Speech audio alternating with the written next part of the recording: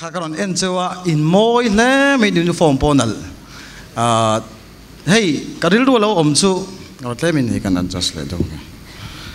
การิลดูเราอมซูสรการสกุลเวกใครนี่กันเสียเฮ้ยสรการสกุลกัลวังขานินอินเราอินง่ายอินเนียมดังดูอิตุดังไล่จนเอาอมเทดอนแล้วตัวเองกันเสียมาเราชูไว้เนี่ยอินมารอนดิ้งไปสรการสกุลจังสวกเท่ากันเนี่ยตินกันอูน่าจะเห็นสรการสกุลprivate กันที่ยังจีอังคากันรับเราชิมชิมันนี่สรการสกุลจังจิรชวกเวทเอากันเนี่ยกี่มาปะช่วงส่วนนี้อย่างไลฟ์สกุล private สกุลอังเคร์ข้าอังไงช่วงเราวันนี้ที่ไล่กันสวยมาสะดวกเฮ้กันนู้ปันไลฟ์ส่วนนี้กันลู่ฮิหลอกทีนเขาปะกันพลำปังเลยกันนุ่งลำปังเฮียโป่งมั่วทีนะกันดูที่เฮียนี่กันลู่เสียมเริ่มตุ้มเฮียนี่เองเราว่าเฮียบุฟ้าเฮียนี่อาจังทัลจอกเห็นมุดตีระอาจังทัลจอกมันมุดตีระจนก็จับจรทีนะที่ข้านี่น่ะต่อปัจจุบันนี้ต่อปัจจุบันนี้อาศัยสิ่งจงบกเห็นกันมูลเลทีนั่นนี่ข้างหุ่นไล่ข้านี่นู้ปันไล่จนกันบุดานะจิรข้านี่กันลู่เซฟข้าเราดังลำเทเขาปะกันลู่จุปอนผาตานี่ตุนเลี้ยงปอยเฮียนี่กันลู่อุ้มเห็นนั่นเราเมย์มาส่วนนี้กันนู้ปันเดาไล่ข้านี่ primary เด็กกันกันไล่ข้านี่เชียดตุบมินติเชนะกันมิงข้ากันเชียนเด็กข้ามิงเก่าเชนั่นเองแต่ส่วนนี้ก็ป้าเฮียนี่หนังสือรู้พอเลียนะทั่วไปงางจู่ฟังส่วนนี้นักกินscientist เตลนี่โดนเดียมิเตนี่ใช่ไหมจู่ฟังส่วนนี้ประคัดไม่เท science ก็จะเช่าชั้นประคัดที่คัดได้กันนู้ปันไล่หุ่นสองข้านี่ scientist นี่ข้ากระตุ้มเชนั่นเองเอ็งเจ๊งscientist สุดดีที่น่าเอ็งเจ๊กัลตุงเงี้ยพอจู่ก็จะช่วงเรามาใช้กับป้ายมินสิลข้า scientist นี่จากนะคะไก่มาเพียงนะใช่ไหมมันนี่ข้าเทียงไม่เมฆานี่กันนู้ปันหุ่นไล่ส่วนนี้หัดที่เวข้างล่างนี่ละcareer ข้าguidance มูมัลพออมเหล่าขัน awareness มูมัลพออมเหล่าขันินตัวเตะมันนี่ motivate น่าจังขันินที่ขันนี่จ้าข้ากันเราเซตเวทท็อปเมนี่กันสวยดูจูวันนี้อาจจะนี่ให้วันนี้ก็สวยดูบีกับส่วนนี้จนนุ่ละมาขันเสส่วนต่างขันินสารเซนะจริงๆขันินกัน MLA ขันินสวยเท่าว่าให้เก็บพวกเรา reference โดนะให้ที่เนี่ยจิรนักไกลอนที่เนี่ยอาจจะลุตุกาเฮเลขับบุฮีก็ suggest ลุตุกเจ้าว่าเกี่ยมาปนเหตุจังเห็นเองหมดซึ่งเขากำลังสวยโดน affects เนี่ยนึกวังจีขจูจนหัวอาเซียกตัวป้าเฮียนินเสียส่วนต่างกันในโดนทั่วจู่วังส่วนนี้อาวุโสงอาจ่าสวยเสียนปนนี่ละว่าทำมา career guidance เป้งเนี่ยวันเดียวว่าขจูวันนี้ส่วนนี้กำลังสวยลุตุมตัวราส่วนเฮ้ยบัวเนลรำได้อันที่ขี้ออกมา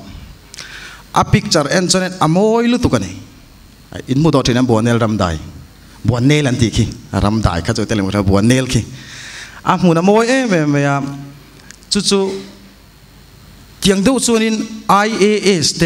มอ MCS เตเนี่ย IES เตปนเนี่ย IFS เตปนเนี่ยอาทิสังอังจีน่ะสังอังจีค่ะ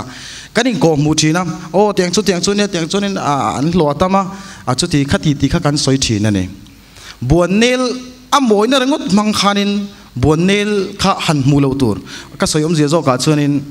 อักลกงอมันนี่เงี้ยเกี่ยกัลไงนั่นเตตั้มตะเขาอมาโมทินมอเตอร์อะไรตักส่วนไงนี่ก็จริงดูขานินเฮติไลมูนามีเงี้ยเฮติไลกันโกลตัวปากกันฟังโมอิน motivate ฟักขี้เงี้ยหมดเส้นอักลกงลูกปลเลมอักลกงขัดยังจูจิเลปลข้าอุลทินมาวันนี้ส่วนนี้อักลกงกัลดานก็เทียมมักตัวเองก็นอนสวยด้วยนั่นนี่จะก็สวยมาสักตัวมันนี่เฮ้ยมิชิงฮีเอ็นตินันโซติไลส่วนกัลดอนไตละเฮดินมาลำปังจงอินกัลง่ายนี่จากไอ้กัลดานเดียวเฮียนินอาศัยสิรจงอินกัลตัดติลังส่วนอินอักลจักทีละว่าค่อยนักกินอาพอยน์ชาวเจลังอ่ะอินซิรชาวเจลังอ่ะTEDแค่นั้นตัว TED จากขานินเอ็นต่อขานะจ๊ะTED จากขานินสิ่งนุ่นจุนจานเสียกนานี่ดีค่ะเอ็งว่าจะเนี่ยดีเก็บไปมาตัวนักขัดส่วนนี้อินวันทินอะไรหนัวมันนี่อินสิ่งนุ่นมันขโมเอ็งมาข้างไอตัวลุตุอะไรง่ายโอเวอร์แล้ววะเอ็งนูเล่ปาเตบุละนูปาติขันนี่เวกตัวตามอะไรนี่เวกตัวน่าสิส่วนนี้นักกินอาจจะนั่งมานี่ก็วันหมอพูดนะตักขลัดตะเวโดนั่นนี่จุ่มคนนี้จานเสียกนานี่ตัวนักขัดส่วนนี้เอ็งอักลกงตูร์กงขาร์ตูรินจงเวลเมกันนี่นักกินเนี่ยเอ็งเราดูเล่นกันสวยงะ ขัดจิรก็ขัดชนิดจวงเราแคริเอร์ตั้มตะกอมทัวอเมริกาตั้งปีนเราจิรชาวเซลตาอุลาก็เลยจินโจเจียนินสิ่งนู้นตักกิจกันมาชนชาวที่นี่มิสิงินแกมานี่กวาดทิลตั้มตะกรอนทลาเวตัวที่นั่นติงเอกันกัลเซลังตีสองขมองที่ไล่หัวหน้าชนิดจุยตันเสียกน้ำหัวหน้าชนิดอาศัยสิ่งจงไอ้กัลบิกจัดจวนกัลจักเวทีระวังอากัลด่านพุ่งเข้ามานี่จะไล่บอร์เวลแต่พอจะกรอนสวยกายโดนะอะไรขจิรด่านพุ่งชิมก็เกี่ยมานะอัชากันนี่ก็เสียดังซีแต่พอเองมาจัดกรอนสวยโดนะนี่อามาสับราชนินดูทันด่านดิกจงจางสวยงานี่จินักสวยอย่างขานินเฮ้ยดูแต่พอจะตุลังโม่แคริเอร์จงจางมีอินโซอินเฮที่ออร์แกไนซ์ชัดนะจูเทนอมป้าฟาโซดละเองมุนีเอ็นตินัน civil engineer เรานี่ตาเซ example ละ civil engineer ชัดน่าเราสิลเชปังเจมานี่ทิลตีไล่จุกันสวยเสียชัดดูมังเรา arts ไล่จอจนarts ชัดถูแต่เราสิลฟักเจงอ่ะทีน science ไล่จน science ชัดถูเราสวยฟักกังส่วนจนอภัยโมเบราจนเฮที่มูมัลตะกับ bias เราเดี๋ยวเล็กอ่ะ career guidance ง่ายชัดที่ยัดใช้เมมาจุมีมังจนดูทันดูระตัวป้าจนนี่จะนักขันกัน MLA นะสวยอดีตลุตุกันจุมีจุนี่รอจุมีจุนี่สูเจียงจุชาเตียงจีก็มุ้ยอาชาก็ติโลกันมาปอยกันดูปังเตบุลาปก็สวยง่ายเลยวะอามารอจูก็เพ่งสังขานังมานินอินวาโตโปเวงายตินสุกันสิลเชียจูปอยจิตติดูเต้นกันนานี่ทลายเพ่งสังออกมาจนินอดีไซต์ตู้เบิร์ดตัวอดูทั้งตู้เบิร์ดตัวจะนังมานี่กูตัดลานี่ทีลายดูทั้งเทตัวจนินเอ็นตินันมีปะขัดินด็อกเตอร์นี่ตุ้มตานี่พอมาตั้งด็อกเตอร์นี่เขาตุ้มเวทบอังจีค่ะเขาเตียงอังตบมังดูอินทันให้อาฟูเจ้าเราชีนะด็อกเตอร์อินี่ตุตัก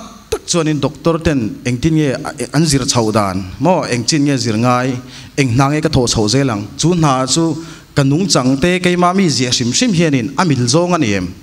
อภัยโมเบราส่วนนี้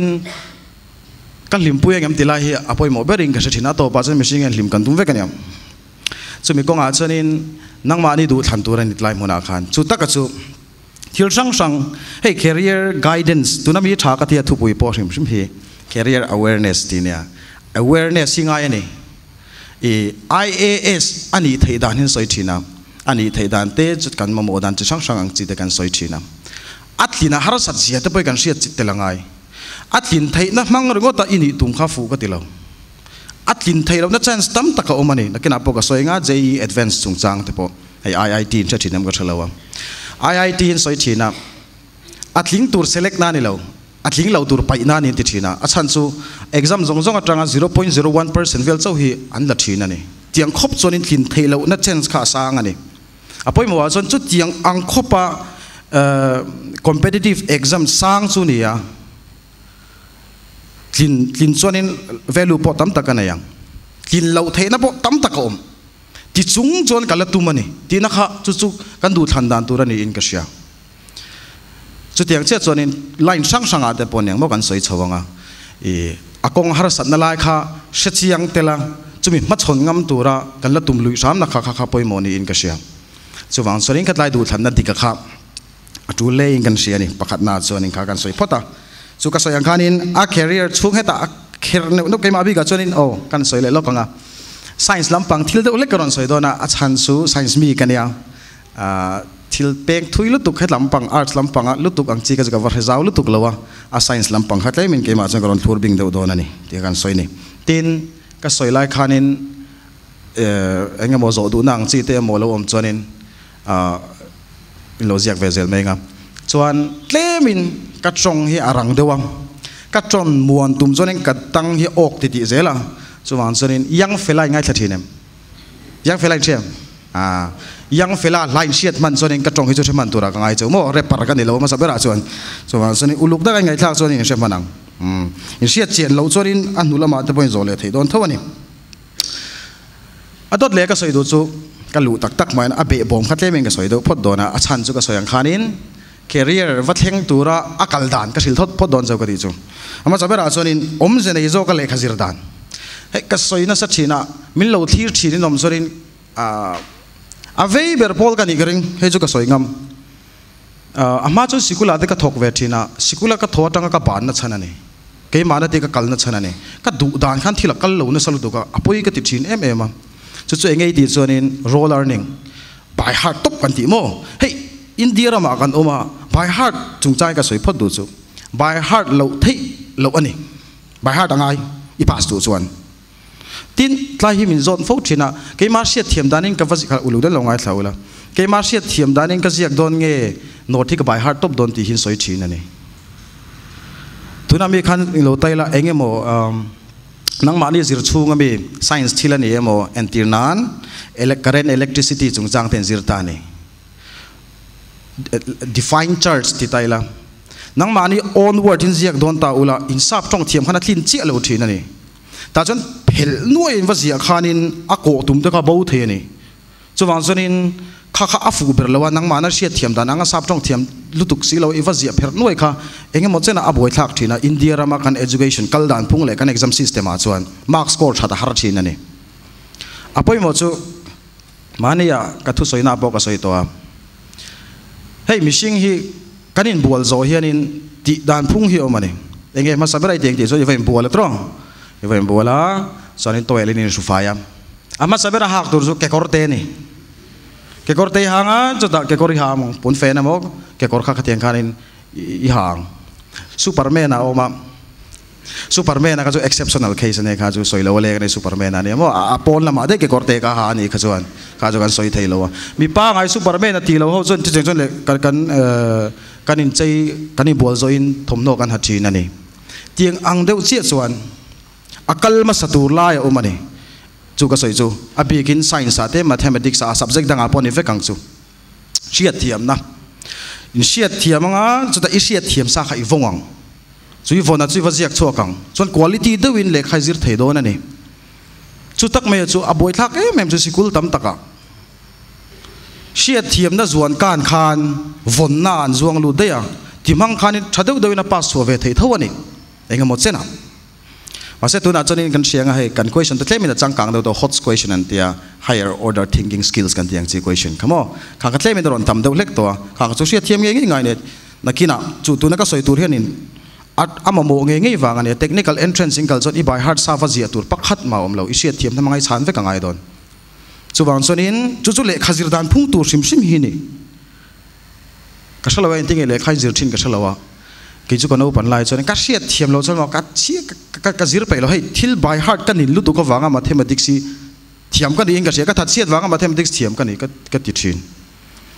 ai thil by heart kan ne to pen so ti vat by heart of so yang chi ka ne ni ka siat thiam lo phei chuan chuan chonin ngoi le le mathematics so mai khan do mi ka ti thina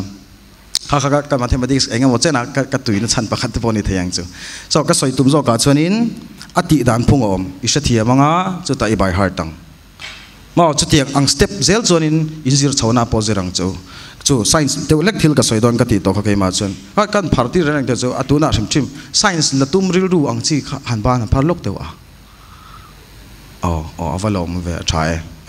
science chau khalak tu na chu po chu ka soi don ai tharo kha thil pakhat oma hey pol som tlemin ron ti thadewa science lak tu ti ve mi chu nong ni chu science chau hi zir tur om lo amar zo zir tur pakhat ni ve mai tik mi zot thina entinan tilai ru ma hianin le khabu pathum om se pakhat chu hei entinan tilaya sound hemi arik dan chung chang te tilai eng chung chang te mo tin tlai motor dan chung chang te khatiang thil sang sang zirna le khabu chu science kan ti khania nature chung chang kan zirna danglea chonin history te economics te khating ang chi inziana bu kha ong le boka adanglea chonin accounting lampang te business something ang chi te kha oma ni leng in chiar don la engle khabu ngai chiar duang chule khabu chu zir chun zom ro izir chun zom don ani chuan tengdo chon du than tur om zia chu eng thil po hi ziru lang mo ka thilang chu eng thil po hi ziru la an mani token an harvek ol do dura be se chu eng ma kha oliti chuan ka shalo thiam thai do kan mi level kha chu atlang puin thiam tum tak tak zir don chon an mani token an harvek ani chuwang chonin chumi konga chonin enge han beidon rum chang te om thin ani tlai poi mo chu tuina apoi mo kan soi vek pol so pani kan ni line mo pol so pani voi ni ka exam ani voi ka exam kan tha ta ka pasa chemistry a khanin mark ni pu pakhat nge mo ni chi kha thiamin ka ria dang kha chu ka risvel vek ani จุดก็ที่มั่วถ้าตากระพาสัก exam ทะเลนี่มาเสียงินก็ไงตัวน้องตาจุดกระเทียมบิ่งไงไม่รู้นี่ข้างคนแรกบอกกัน science ก็จุดที่รู้ตุกินมาเสียกับตัวไม่เกี่ยวกับขันรวมก็ที่ science สิครับใต้ก็สวยชินจูกันตุยน่าเห็นเบดอนนั่นตัวละกันมีเวียงชินจูวันส่วนนี้อีตุยจง subject มั่วจุมีตัวตักส่วนนี้วันนี้มีอังเตนมังตังไกตัวมังจิสังอินไงทางจุมีมังส่วนนี้นังมานี่อินเรื่องตักอีกลปุยไทยตัวรังจีกงข้าใครตุ้มโดนนั่นนี่ academic line นะส่วนกันที่นั่นนี่จูอันชาวจิรชาวเซลโดนส่วนนี้มั่งเต้นจูนั่นจีนักก็สวย by heart system จงจ้างอาคานินเฮ้ยเองschool เทรนขดาชวนมอน้องมานี่ school ขจูนี่เฟมจูก็ใช่ก็หัวเอ๊ะมาฟังเห็นเตียงนี่จิรติดานนั่นฉันจูน้องปัง mathematics เทียมตัวเร่งกันจิรติดานนั่นดิกเลวฟังอิน mathematics เขาได้วินกุมตัวนี่น้องไทยเฮ้ย mathematics เด็กขันนักกินอะไรสุรการนักข่าวนั้นสวยอะสุรการนักข่าวกันสวยล็อกงาสุรการนักจงจ้างเห็นสุรการนักข่าวนั้นอาชีพไอ้ที่ด้านนี้ไม่รู้เนี่ยค่ะสุรการนักทอลตุลแล้วฟังแล้วสุรการนักที่อินเลียนตัวอังเฮนี่มั่วเปียงสังก็มาจิสังนั่งมาแล้วเทียมที่หลังจีก็ทอตุลตั้มตะกอมบอกกันนี่นับประคัตนี่มั่งเตียงเท่าส่วนนี้เฮ้ยน้ำมูลวันตั้มที่ situation ที่นักกินอะไรน้ำมูลลีสาจะไปล้อมเวไม่เทียมให้จุดนั่นแล้วมูลวังจีขมก็ไอ้ตัวเราอมชินจุนากันเตะด้านนี้กันท่ากันจนน้ำมูกันตั้มไม่กันจริงๆกันนัดเตะเห็นสุรการนาเดียวสวินากันรัวตันนี่จนเองติดไล่ไม่พอเองน้ำมูลวันอมแรงโดนกันตั้มแรงโดนนาฮีเองจินเองนากันเตะที่ฮีพอยมอนเองก็เชียเกี่ยจุกันกรมสกัดเขียนลูเมตออกมาบาร์กันเตียงจีก็มาตัวนั่งไล่จนอินฟูชินเท่ากันค่ะลูเมตัวที่อมแรงโดนมิชิงกันอมสูงส่วนลูเมแรงโดนอามาร์ก็ดิ้งคัดเสียทีแล้วนี่จูหมดเจ้งตั้มตะกันละลุดแค่จุดนาทกกันไงกันกรมท่าคนเวิร์กช็อปในออกมาโลกลุดจูพอจุดนานี่จูกันนาเตะดานข้าพอยมอนี่จูเองนากันตีอะไรครับโมจูสุรการนาเจ้าวิธีนี่จูนี่unemployment ข้ากันต่ำเอ็มแรงไม่โดนนั่นนี่จูวันสุรินเองพอติดเสาอุละพอยมอก็เสียจูนี่จินข้าในเราสวยตัวเท่าว่าแกพอสุรการนาทกกันในบิ๊กเราโมประกันนาสุริน insurance ที่จงจ้างอาเต้เฮ้ยสุรการน่าจู security ท่า something กันสวยชีนั่นเองจุดดูในเดวินี่ส่วนนี้ขัดยังจีลากตัวสกีมช่าง policy ลากตัวข้าทำมันนี่ขัดยังไงดีส่วนนี้สุรการน่าแค่ไปไงเราที่กันสวยตัวจุดที่รู้ว่าเราส่วนนี้สุรการน่าข้าน่าชัดตักกันนี่แรงเท่าอันนี้แรงโดนบอกอาบีกินอินเดียรามังอาเพจนน่าจะไงมีจ่าไก่น่าเฮียนี่แรงโดนจุดกันทับทุบไทยทิลปอนี่อินกับเชลล์ตีนน่าชัดลุตุกันนี่บอกจุดมีกงอาส่วนนี้กันสวยตุ้มจอกจูนักกินน่าตีนเล็กจำเวงอ่ะmathematics เตลโลน้ำมังฮิอมโล arithmetic ชาง่ายไปกันนี่ Paul สม level เตลก็จะ mathematics กันเทียมยังไงอะตำโจกัดส่วนบางส่วนนี้เฮ้ย class 10 level อันที่มั่วใน exam ชิมเฮมาเส class 10เขาขันสานที่โดนตัดเจ้าเลยอินสานเทียมกันเองโล competitive question นังจีเขาเฮจูตักจูเนี่ยบ่อยทักไล่เบอร์จู class 10 level นี่สิก็ class 10ช่วงโตเขาขนาดช่างเทียมชินแล้ววันนี้ส่วนส่วนอินเล็กขจิรไล่พวกเขาเนี่ยเจนให้ดูแล้วก็เล็กขจิรเทียมมีปอยหมอกคมไหมกันที่นั่นนี่จูไงโปงตะกาโพลส่วนตุ่มนั่นเรื่องขันนี่ลวินมั่งกันสวยดูนะจูขัดที่ไล่คำว่า science ลักจงจ้างก็สวยดูนะ science ฉันขัดค่า science ละตุ่มตะปกใครเนาะ science ลักโดนเฮียนินพอมิโซรามังอาจจะมิโซมุ่งดังอ่ะพอยนั่นนี่เวทเท่ามันก็เฉลวพอสมขับบอร์ดอันเนี้ยที่ขันบอร์ดนี่นักจะมังอ่ะบอร์ดจะกันง่ายพอยมอลุตุกะบอร์ดที่จะจะกันง่ายจางทุบทีนั่นนี่คลาสเซนบอร์ดอันเนี้ยนักแสดงวินิจฉัยเวพอกันริงอ่ะทำจุกคลาสเซนนี่กันจริงอ่ะอินเดียมคลาสเซนบอร์ดอันเนี้ยกันพวกกันจริงนักแสดงลุตุคลาสเซนใช่ไหมสุดท้ายจนคลาส11จุอินท่าด่าเดือดตัวนั้นง่ายทีนี่จุอินุนัยที่ส่วนมาสักเบอร์นี่โดนไซน์สิลักส่วนclass 11 higher standard China class 11 is a chat lo chuan lo chin seola higher standard China is science career zat ve topi waste na chu po ai po chuna tamin ka sia technical entrance so coaching ka pachina kan buai na ber chu class 11 ani ka soi ve na sa chilu tu ka social media te po mo class 11 hi ngai poi mo sam angu chon 12 ka kan ngai poi mo le vur thin ani class 11 ni waste to sonin aboi thak lu tu concept tam zo ki class 11 a kan zirani so wan sonin science la tum ho kha bekin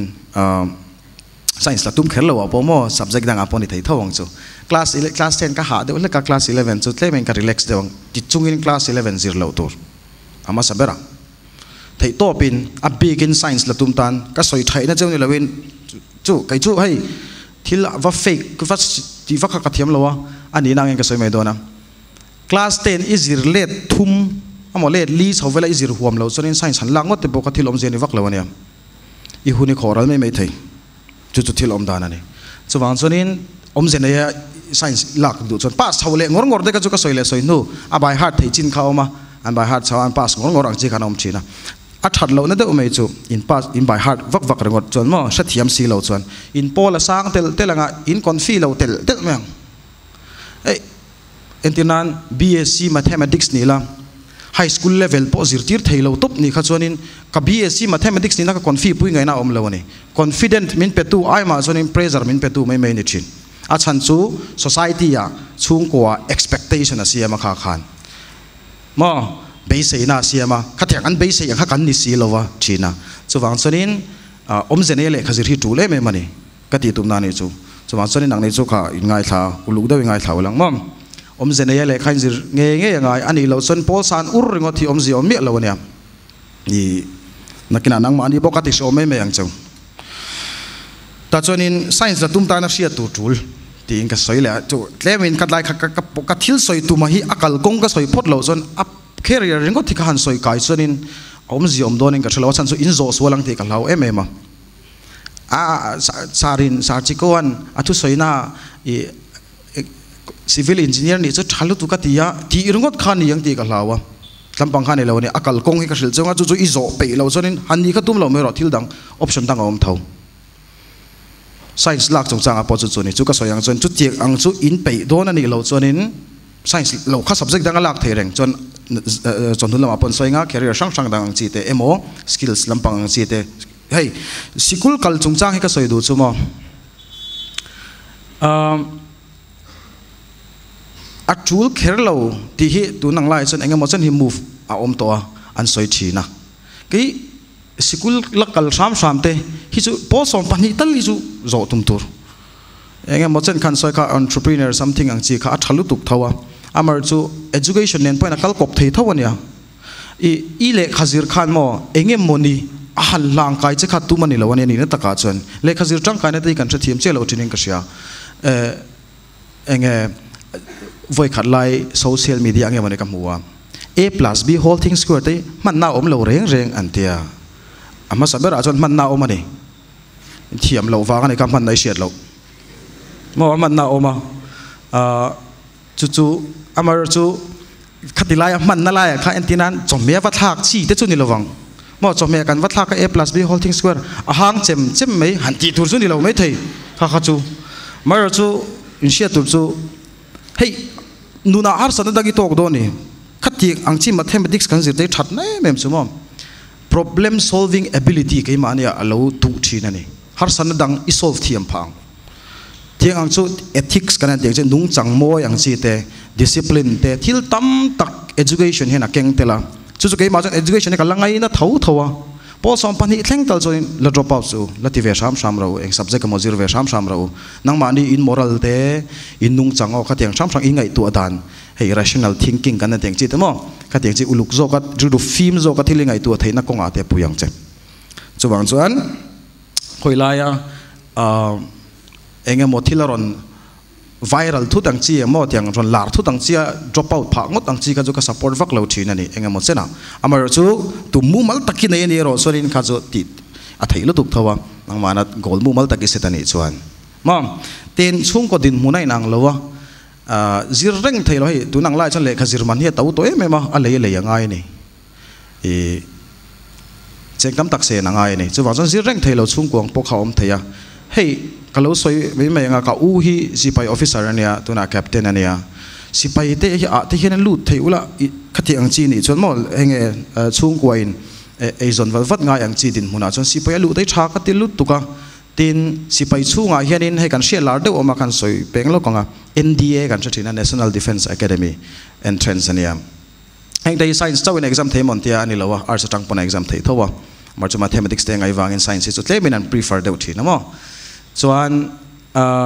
NDA kan sia CDA si kan hrelia chuan asipai lubok le technical entry sang chi clerical lang chi te khatiang chi te kha kan thiat lar hi ni hetiang lo atang hianin abegin su officer ni tur chonin combined defense service kan ti CDS graduate no exam chi le class 12 pass no NDA exam chi kha kan thina heta tang lo hena lu thai ania sipai chunga chu ka ulu dan po chuni ta ne kan lo soi jok du chu a tha ka ema ilo approach ve du chon ma hemi technical entry ang khana lu ta biology tangin class 12 pass tangin angani chu technical entry na lu ta kuta damdoi na chu thokani AMC anti army medical corps ta chuna lu tamam ta tang chonin ACC anti army cadet college chu chu kumli nge kum thum ka chiang to lo kha khatingan service nu khan chu exam sun pe thei ani chuan chu exam atang chonin officer ni chothe commission officer khating te kha omani chu class 12 atang khanin officer ani le thei thawang chi te khamo lo nei chungin lekha le zir pai chuanin thalu tu kani khating chi te pokha chu chu kan soi do na chan chu chung ko din munai ang lova rei tak khata PhD thleng han kai ama post doc thleng han tiang chi thei lo kha om ve thei lu tu kani chuwang chonang mani point lu siamula hey sipai jo kan soi le lok mising jo la thivek dona ka ti thina I thi du dan min sil ro ti sengin ka du thu sama chonin alai pui dai maron kap dot me se kan mo dar chok kin chon thi la amen ka ti ge chu sniper on ver pop me se mo khoi lai ko thalo wa ti ve lai chon na zia sim malaria ti vel me thi ai chon ka du thu sama ni ge chu sniper on ver pop up me na chu patan chuan ka tiang chi khain tui zo ngani chuan le discipline ange noi nom pe chuan sipai na hi thalu tu gani so ta kanau pang te po sipai ka ko mu thena pani pathum su ke ma tanga sipai ni sukta te po nam to ni mom ka tiang khan kong khatam ta ka omani sipai chung chang chu khap kan phota seng ka lu thuk don lo vel ve ka chan chu hun chu til to ka rei lo wangin adang le a choni chun science a bok chon kan peng lu lenga science a that na ka soy nga mom a se science a that na ka soy wang khanin science lak tum ve kha chu tul me lo ka soy ang khan science atang hianin chu technical entry kan an tiang chi sipai big po apo zorita sengin AMC kan tia te lu thaya kuta enge hei armory lampanga chi te mo silai sia mang chi te kulaya motor sia mang chi te tin medical lama te po chonin alu thayani alu bok ang reng thau chun nia commission officer chun nilawa havil dara tang te pan tran ve thein kare she so lo chuan khateng te po kha opportunity so mani chu claim chuanin hey science b ka chuanin arts hawin anti thei tamzo khi kan ti theya science atang chuan mo entinan competitive exam zong kan exam ve thei vek marj kan ni thei lo chu entinan mizo teacher te khani dei thei lo wang a chan chu ka tiang kha chu mizo lampang line kha kalanga ya wangin mom ti lawa chu kan ti thei he nang put do vek ani mom ta chuanin amar chu claimin science advantage do chu arts hawin anti thei lo hi kan ti thei thunga entinan mizoram a chonin MES antia mizoram engineering service SDO in ti thin mo assistant engineer hi heng te hi arts ta jon ni ngai na o me lo ta ne tin medical doctor in thei don lo bukta kha arts atang science a chon claim advantage om de watin science IAS ni tum chung changa hianin data hian ula IAS tamzo khi science background na yan ni engineer te hin tamlu tu kania engineer chung cha pona kana kala soi ngamo so wangsonin enga motchena hai kat lo suggest me chunga suggestion chawani tirau ka tina lampang ni lovin competitive ka tengin kal don ipon abikin UPSC tin try don sorin ka du thu sampui thin chuan 12 science tal hikal ula science knowledge nei ula mathematics knowledge nei bokanga kha khanin in exam na chautura kharin tam takena pui thei chau karengani appear science ang pona chau thei thawa chu ka soile soinu engineer te hin thling na sa mani mo achan engineer hi an thua ka tha an sual du pon an sual thei lu tuk ei ru tam jok engineer an nia mo thadu ban thodu bon thadu ban thok thei an ei ru du ni pon an ei ru chau thei ni an thua ka tha so wangson kha UPSC ya va interview vel va pal tlang don nan po khanin alu tangkai ve veo nan man thiam chuan so wangsonin engponi segin science tang khanin khatiang po kha approach thei ni so tlema science advantage om de na ni ya ani lawa chonin kani nang put ani ma chu UPSC kha arts atang khoilai graduate to kha chon exam thei ve kani so wangsonin science chau kha om chong lo ti de box tel thau tur amar science mi do le kani wa science kha achung cha kan thil cheu ni chu tin class 10 na science a inti that awang ngot kanin science on lak lo tu uluk to in ngai tong chau chu ka soi chu ando teaching he class 10 na an science bu ne a mo class 11 na chen physics bu ka teaching ani anga chemistry bu teaching mathematics bu teaching in mu thina ngatron le khabu okay hey science an lak tran te chona le khabu an keng de vu thina ti hen wa ni ti thei ve thina a chai ma wang hen mo an thiam tak tak me lo ne au khan okay okay kan ni ve thin thaw mo le khabu hi a thei renga be kan akrenga ma se kan zak ze de kher thina ne aliana ti khan nei ti theina ve ni chama science ka zire ti nang chi kha kan thiam tak tak chong me lo ma se kan le khabu khamo atam zo kha kan the chong me lo ni amar chu enga mozat khalai kha izira ngai do na ni chuti ang gap chu man hey ka shalowa class 11 le class 10 le class 11 science bi kar kan kal chho don chon a gap phi zaw em ani chuwang chonin science inon la chho tu mani chuan uluk daw an sia tur chu class 10 ka zir a het enga mozat takin kalazir ka zir le pe ni tin abula tangin thil ka zir le du ani ti ru pu chung lo science lak me lo tur nakina ai an hun ka ui chin anon kala an thiam silo an tui tak tak silo an su te non push na me awang te science ron la he nom chin ani an khongai tha kom hey tun hun te kha in hlim ve hun lai ani hlim ro hey sim sim tu career chung cha kan soi mo in lo depress phang e aw lu tuk e lai to win nung ro kha pa kha al hlim om tak tak nu na he nom lo yu patel te langai hlim lo tel mai thei ka shlo wa ka chu hey ngai tu tam tel la tun in chat lai engai in tlei rol chu lai te kha in nun se om pha nan to le kha te kha zir su chu te subject te chu la su in sung te na push wang mai chawin nang ma ni nuam ti taka in zir thei turang le kha zir ro chu te chu subject chu la ro chu ka suggest thina ne chu bi konga chon science chu alo ni mi ala ne chonin science po chu thalu tu ka thil tam ta ka ti thei ne kan ti na ne chu ta chonin kan soi le du chu class 11 mol me kha iron la chhaw ani chuan tu ma in tha da lo tur ka lo soya kan miss khanin YouTube channel kan emo chiko mar te kan wasar chula tam tak live na te ka da ani kan te khalo ve en ro hey ka soi le lok du chu mobile phone hi lockdown lai khan online class faking kan pe ya anu le paten no pangte de kha mobile phone an lei sakani enga mo chana hi ai lak sak le dei kha rem to si lawa ti khan an nei tlang chhoda a hun lawa mobile phone nei hin tam em han phartir chawla mobile phone nei do vekin ni karing in nei ta sa ichu ilak sak thei ni lo in nei ta sa atang kai zong in mang thiam ro ni sena AI chung chang ten soi ba se AI kha hey chat GPT te mo homework ti nan te man lo tu ro kha in mang chi nem homework lo wa ti zelang chi kha chu ti lo tur manin boom na mai ni ani lo wa son he YouTube te no zai thiam te no ma thalu tu zai thiam ka wa englo lampang ni lawin zai po ngai tharo hey le kha vasir charcha ro ka ti don lo zai po ngai tharo fiam thu te po wangai tharo Korean serial te po chu en chang om ro se kha kha mishing in kan mo chang om ve thina ni ta chunin amaro chu entertainment hlang topin in mobile phone te khamang su chu midanga pom thawang hey mizo jinga po mizo tonga katiang chi lecture da ang chi khan omani kema po chu kema bula po entur om a begin science kal tum tan khan ma khang te khlo ve entel ve thoro in thil ti kara khan isa thiam entertainment top ni lo do khanin tina chang sia turani YouTube pi engineer kan zir lai khanin kat le khazira 30% ka chu YouTube pi ka reference ang MIT open courseware ti oma YouTube channel mo kula MIT ko intri yang USA me ko kula me ko ka entry na he lecture kha ka du khop lo thina ni class te rei lawa tin ka sha thiam vek lo boka mani ka zir le thina ta tang khanin le heng IIT Bombay ti te IIT Delhi ti ang chi te ho hianin channel an nei amo ti kan upload na chin ang channel hi oma tammi ta chu ka en na sa chi lu tu ka YouTube top note tur kha ka maintain thina ni ta tang chon kan zir thina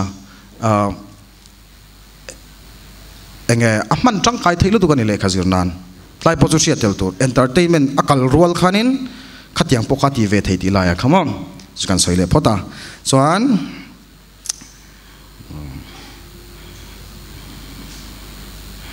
science lama career om thayang chi kha kan soi tok tok chu tlem ke chu science mi do gani wangin science lampang do ngar kha kan soi do na chonu lama ai zau zo ken ron soi le tho tur ka ngai career option dang om thei la ya kha chumam hey science a chonin atlang puin science lak chan ani zo hianin medical doctor emo engineer emo hi ni tlang pui thina amar chu kha chau kha om chong lawa ma se tam zo khen chu kan tuma tin tum su po ka ti don lawa thil thatak po ni ya ni ta ka chonin hey engineer all chu tiang khat tiang an tam ti hi an soi thina poi mo chuanin ka ti thina mo BA ka ta hiam na ni mi alowin BA mu mai ni ai chon engineer mu mai khala zia thet ka ti thin hei atang kai na khala nei thei zo khani chu BA ka ta hiam na lampang ni lowin engineer line pokha vap pai thak sak chi ni chong big lo BA pon thalu duk tho engineer pokhan thalu duk thei tho ani chu ma chone enga mukan va fak do na wang khanin khatia khan engineer an soi chedok kher thina apoi ka ti thina chu ka soi chu UPSC ya an data ko enela engineer an thingna sala dukani IAS a hian mo IIT Delhi vel IIT Mumbai atanga chokang chi hawang chi te tiang kha om thina ta chonin science a chonin chu ka soi ang khanin kan lak san chu na general line pona kal thei thowa BSc pa nga yang chi te khatyang general line khana chho theya tam tak lak tur oma biology lampanga te physics lamate tin mathematics lampanga te po kal theya tunang la ya chonin insia tu chu college a hianin tuna NEP a hianin akal dan phung thar de lek khawm to mo an subject ki biology lak point arts subject khalak tel thei to thinani political science ten a thalu tu khai tin chu kalo soi du chu online adjust thiam lo do thina tu line no pang he college no pang pon ram petina political science te science botany in zero political science tan zirle thu tang chi de kan sa thiam lo thina ni education hi atum chu all round development ania ka in chir na ber chu kalo science lutuk kha ka in chira chang chuan thil dang knowledge kanai thalo lutuk ka in chir thina ni tu no kan chir le pha shepa entinan world war chung chang te kalo se ve vok mang mi lo khalo nia kha alo hei mishing hi kan than len hianin kan beng rango thi par luai da se amel that thelo rual khai takati kan than len hi ngai ani tiang do che chon in education a point rual khai takati knowledge sang kan gain ngai ani so wanson college in kalo kalani point khang subject te pokha tui chhovek tum tu nakina nangma career ta na poi mo chhodon ani tia kan soya ten chulai general line chona kal thaya thui taka kal thaya is jir pe thleng ang tu nyang chuma post doc thleng de khan an ti chho thaya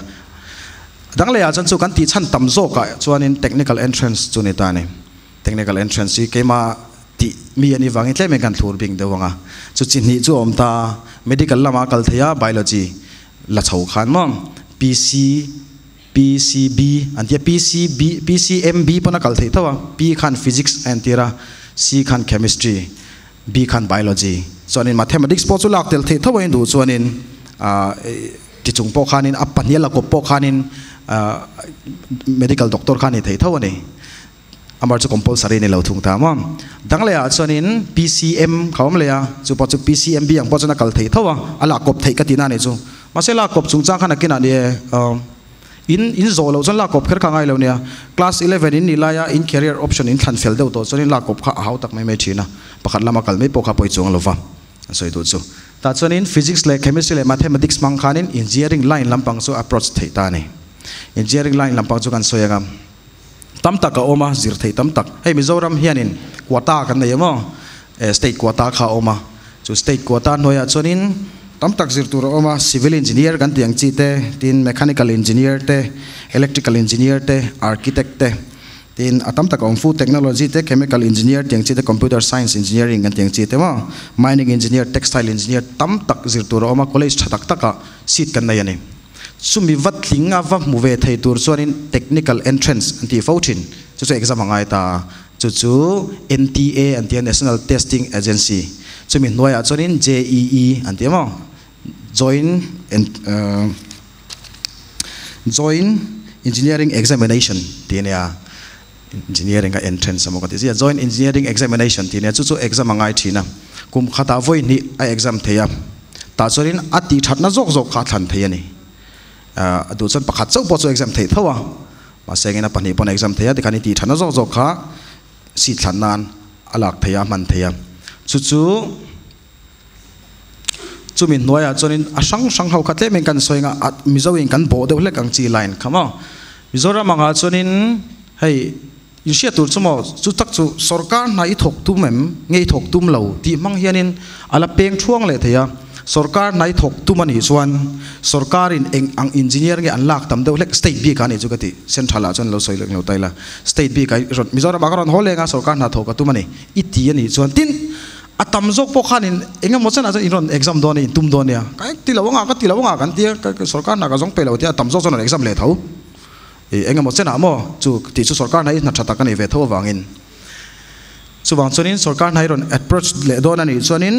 civil engineer te hi anlak tam do hlek chuni ta chutiangin electrical engineer le civil engineer tlemin anla aposi tam do hlek ta khatiang do hlek khanin a career invest don khanin hei hian enge min thlen puyang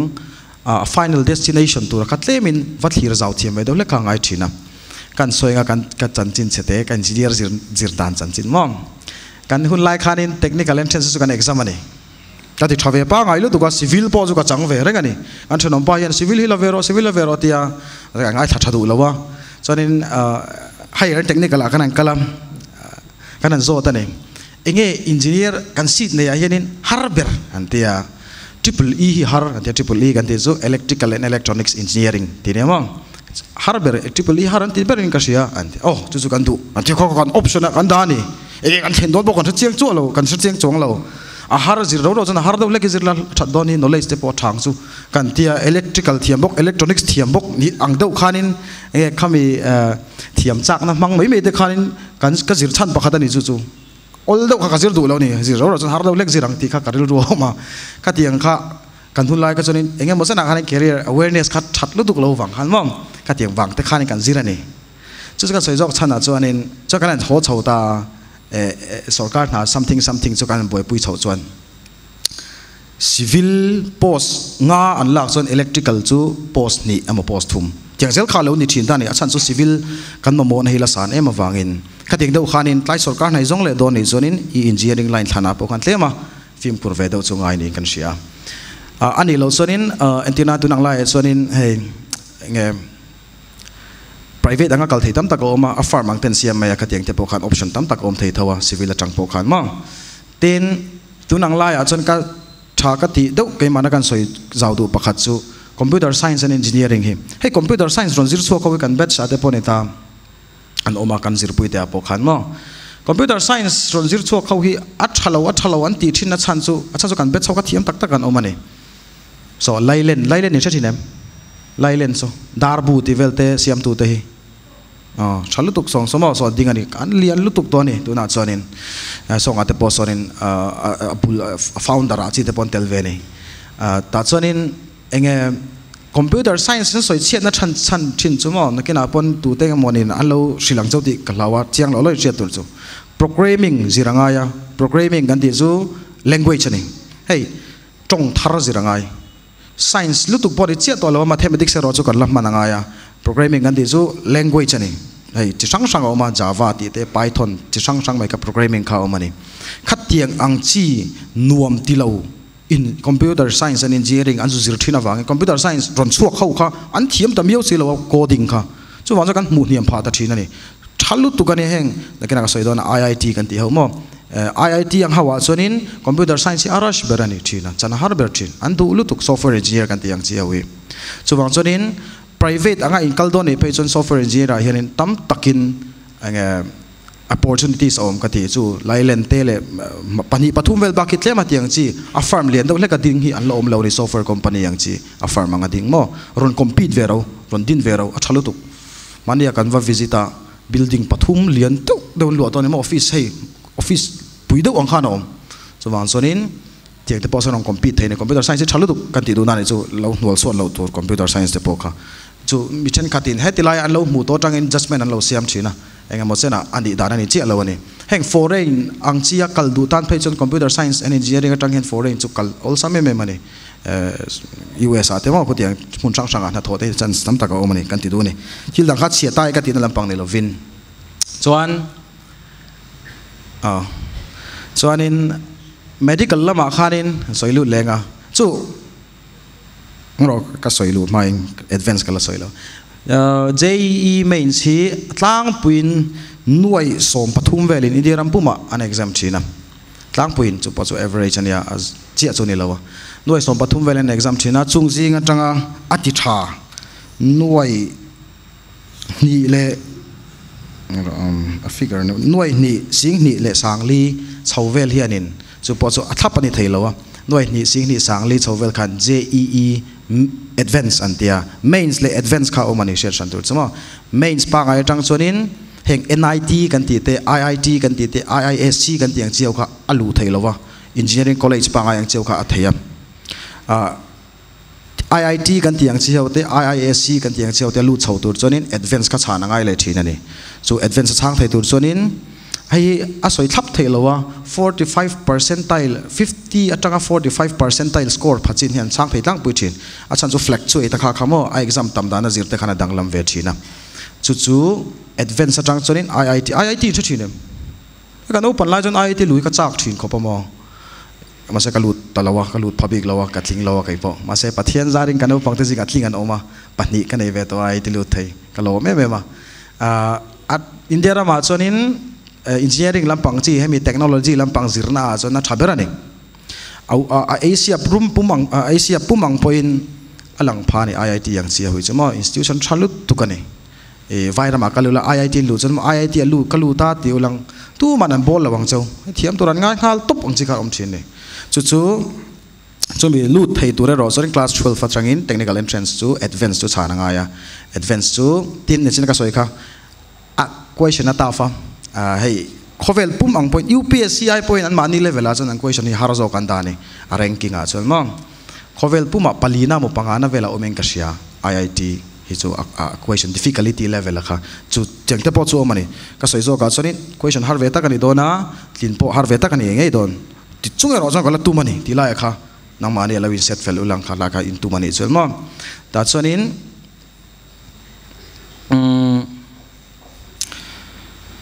oh shit ngai anti sol thin chu class 12 kha 65% score ngai class 12 board 65% score ngai man kuma ala win board sai vaga 65 alo score tling lawa asan ngai an board sai hi hau tak sia an nuwa se chuak le no ka tiang khanin zuji ani aboi thak em thina class 12 khat board khat ran em mangai 65% score ngaya tin JEE mains kan ti kha tu na hianin voi thum a exam thein ka sia yes voi thum aron siam tha kha khamo NTA hawin voi thum anen ka sia chonin advance chu consecutive terms chu tun kuma exam chonin na kuma exam le theya kha ba kha exam theilo voi ni chau attempt om theyani du za attempt theilowa chuwang chonin thei top in zir line 11 12 in zir line le khai ziranga tina nei chu tling chho thei tur chuanin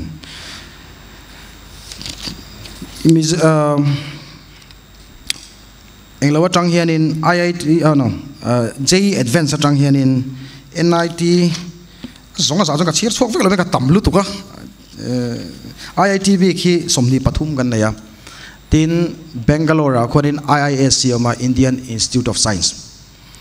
IIT ai mai the 10 page on in IIT chen khata hi na than ti zo kani chungte po chu lu na chen som thayani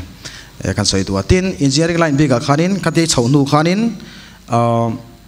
graduate nu khanin gate exam to ramo gate an tia GATE so gate exam chu in lo ti ni chonin exam nge tu atangka lama chonin exam thei om vele ni chu tam jok chonin science an lak chan ani pakhatang chumo chu exam to oma chu NEET antia national eligibility cum entrance test tiania chu kumtin in exam oma voi khat chu exam anga ya chumi noya tang chonin MBBS kan ti te tam tak ta po khan om le a BDS kan tiang chi te mo dental surgeon kan tiang chi te tin ayurvedic lampang chi te tin atam tak kha option kha omani o BDS le MBBS bi kan ni ta chon mo chon adanga chon smarty kha om bokai smarty state entrance examination pa ngai kha kami noya khanin tam tak than tur om boka ta chonin atlang puya an tum thin in sia chen du ne kan sia chu NEET chung changa khanin ni ta hianin 50% class 12 muanga ya masengin ST le SC tan chonin 40% ania hey nachina JEE mains apo khan ni thawa 40% ania mo a mains pa nga ya kha chonin class 12 percentage kha kan pass percentage kha poi mo over lawa om je taka chon third wala pona exam thaitina ni chu third pon la exam na chan so a mains pa ngai bi ka advanced to ro khani 65 ngai thunga lo chin se ula kha ni ta po chutiangin 40% pachin khanin NEET ka chon attempt thayani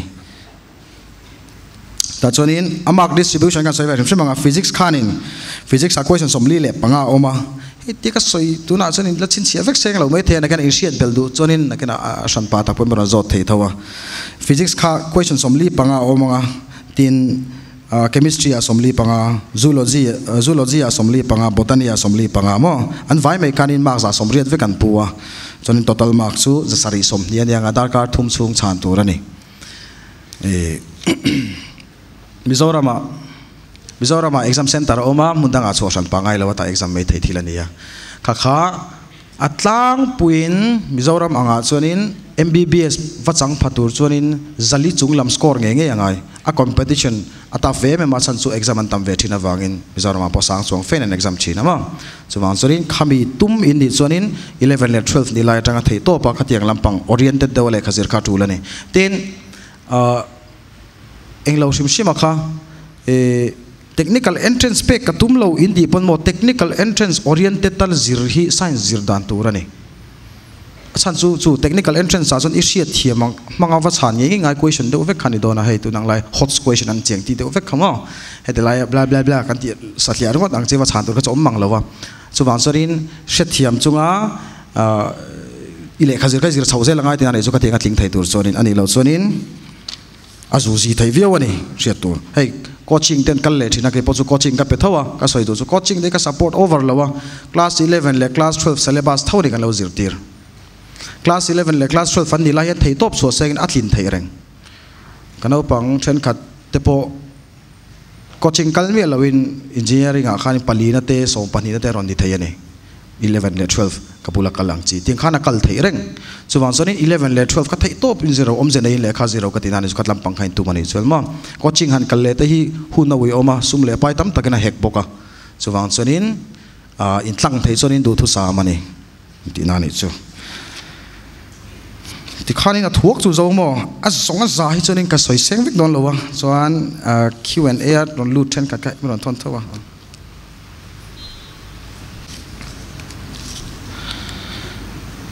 school subject are science ka tu chiar kher hi ngai nyam o ka shalo kan chiar mai wa jek tu mi ngai jek chang lawa school subject are science ka tu em ma se doctor lam zir tur la in kan sum na in adai don si lawa ka tu ina danga kal ta zo kila ka thlang so lang em ti nia ya medical azukal hi mo sen chu om ve ya ma seng in technical mi state to ang lawa tanga technical entrance tanga in lu so ni chu tilu tukin sen asang vak lo hey private azuzir ang chi te khan ngai lo ulang khati za khan seng lo ani entinan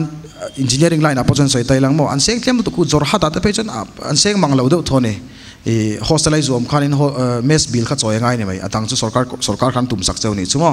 chuwang sonin chu til tu ka haw tak tura chu ngai lo ma sa sim turania amar chu abikin medical a chonin sen chu om ve nu lo theilowa anwai enga mazat chu ta chonin nia sumina thin lo chuanin tia khanin hey MBBS te easier kai thei chuan mo loan te pui thei nia rural la te loan te han deal chin ulang MBBS ka zero na chu ti khatia ti ulang a pui thein karing chu a ui om ka tia khatlai lo tum ve sam na sum le pai in thin lo wanga han tham ral mei tu rakha han pui ve chin phot ulang te chu kan ti ve dewa tin engemos tunang lai chonin sponsor duang chi te ponom chin ni khatiang chi ti thadu tak ang chi khai ni chuan mo tin chu a thei ngang lo ani chonin career thak kha poi chu ni chuang lo doctor ni lo wang khanin se munai tlang te ani chuang lo wa chuan chonin career thak kha suala kangai chuang lo wa thil dang tuina dang kha zon theya tin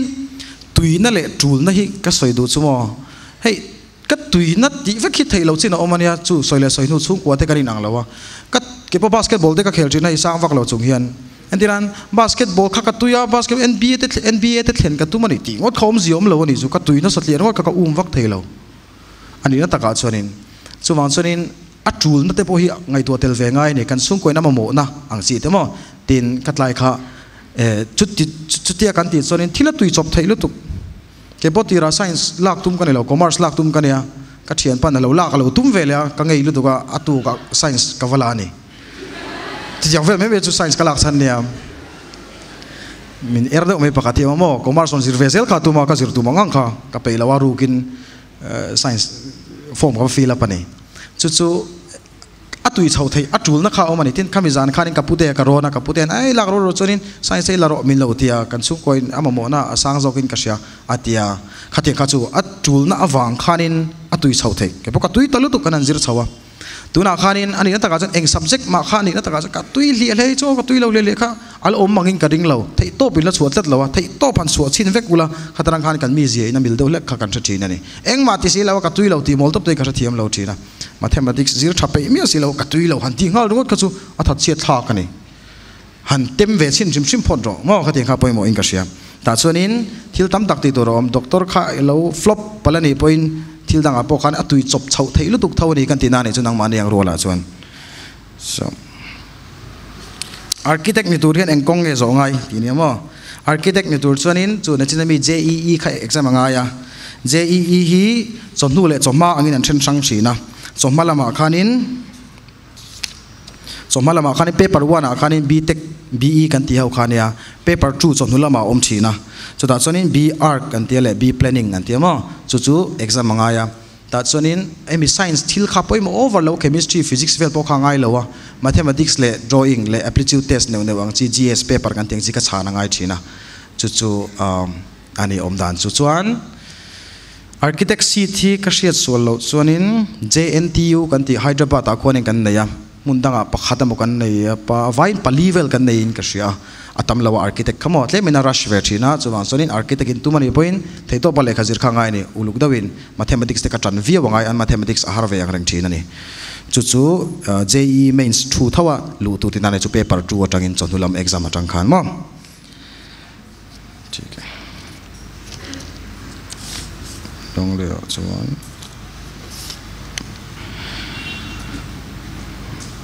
a commerce la taila englam pang na hinge om theyang atam tak oma charter accountant hi an ni tum fur thinin kan sia charter accountant te po vani theya tin tlemin enge bank lampanga theina thalutuk banking lampanga te mo tin nangma sim pop business lampangi play du pon katiang chi akhanin kong tam tak om theyang commerce lampang laina po hian amaro chu hey commerce in sia tur chu an mathematics si science te ai chon mathematics in zir tlem setania mathematics hardcore dawin ka zir du lo mathematics kala tui ve thau sen ti chon commerce subject te po chu thalu tuk thayani science ang mm chon mathematics an thiam lo dawin ka ring commerce chon achan chu kan zir chinai nang lo mo an zir tlem setan ni hian tiang vel chu thilom dan ani alak sau sim sima khan opportunity su tam takom chu graduate sim chon competitive zong kha exam te ya sarkar na te du ni chonin nangma private angai ti do ni point thil tam takati thayani sum don te knowledge tam takin yang atop nan to me ngoni chono to lo chanin atop nan chuanin thei to pin zirula lekha hei ka soi thina thi ngamin lekha ziro in thi lawang in thi mai ni mu thuma dang amar jo thi ngam mentality kha poi mo ne thilin ti vek chonin ti tak zatin ti ro nakina po career in approach thousand thunu apo mo sang piau siam me jan thei to pin sang piau siam ro ai tak ania thei to pin sang piau siam ro ta chon enge moni om nia I thenom pa ai chonin I na te de me thea thi te za soyang khan mo a motor po te me the mar chu limna enge moni achieve ang I thei to pi chu chuan hai mi zo kan boi thak na lai ber chu thil kan ti reng le khazir mi ni pon chu teng chin thiliti kan ti reng in part time in thil kan la thina mo part time ma thilin lak son le khazir po part time ma le khazir chuan I full potential a chok thei lawang chuwang chonin full time ma ti to thei top tak set chuazel tu thilin ti reng in chu atule mem dona eng career poti chaula sarkar nai mo na lawe mo eng subject pola chaula thei top tak zet ngai vek dona ni ka soyang khanin an mani to kin an har vekani art subject ani wa khanin wa ngai niam mo wa underestimate me lautur an mani to kan lo har theu doni so tiang in science commerce ade ponita semo in lat zir sauzela ni chuanin chuwang chuan apoi mo bera chorin tui tumula thilin til ve taro rawani chorin tui tlat tum tur achan chu kan tuina hian kan beidon na tur lakamin veng thina ni kalome chalo